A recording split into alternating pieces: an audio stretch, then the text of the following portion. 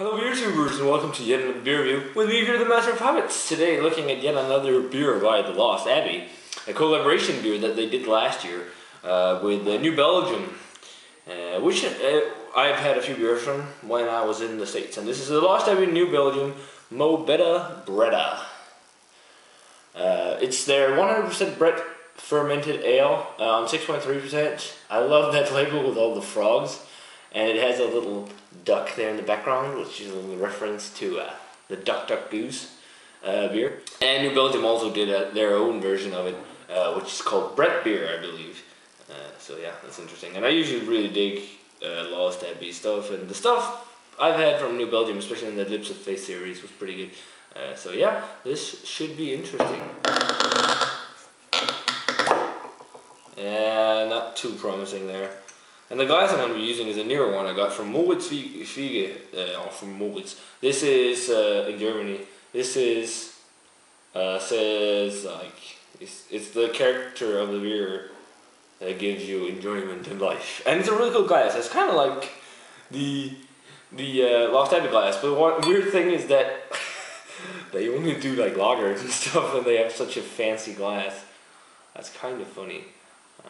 I'm looking forward to trying this though. I like wild ales as well as sours, so you can get like the Brett flavors, and that is a nice, real murky orange color.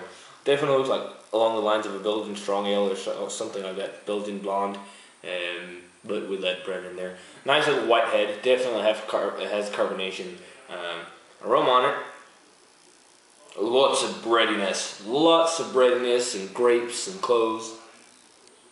Funkiness isn't as huge as I've hoped.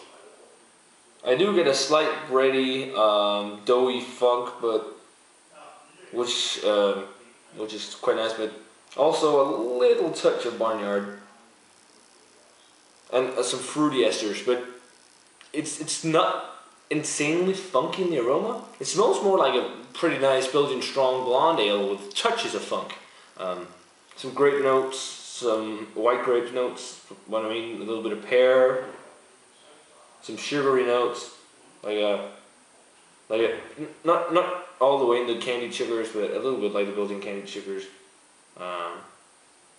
Smells pretty nice. Some wheaty notes, crisp and lemony aromas in there too. It smells pretty nice. Not super funky, but yeah, let's give it a taste. Cheers.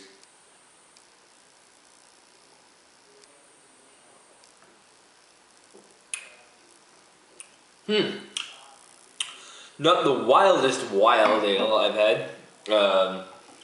It feels like a Belgian blonde.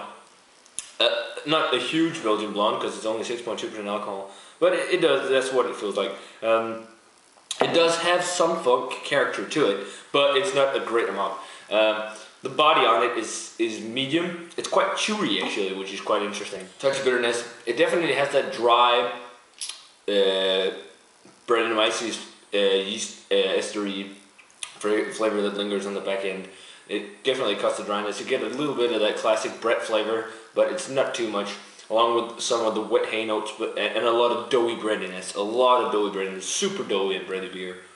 I get a slight orange peely, lemony quality, but a lot of pear and appley notes. And again, a little bit of the white grapes with the sugary notes and the wheaty kind of crispness. It's pretty good. It's pretty good. I'm a little bit disappointed though in the fact that it doesn't have as much funk as I'd hoped, but it's not a bad beer by any means at all. It's a great beer, but it's not as wild as I would have wanted. So rating wise for the New Belgium and Lost Abbey Betta Bretta, the Lost Abbey version,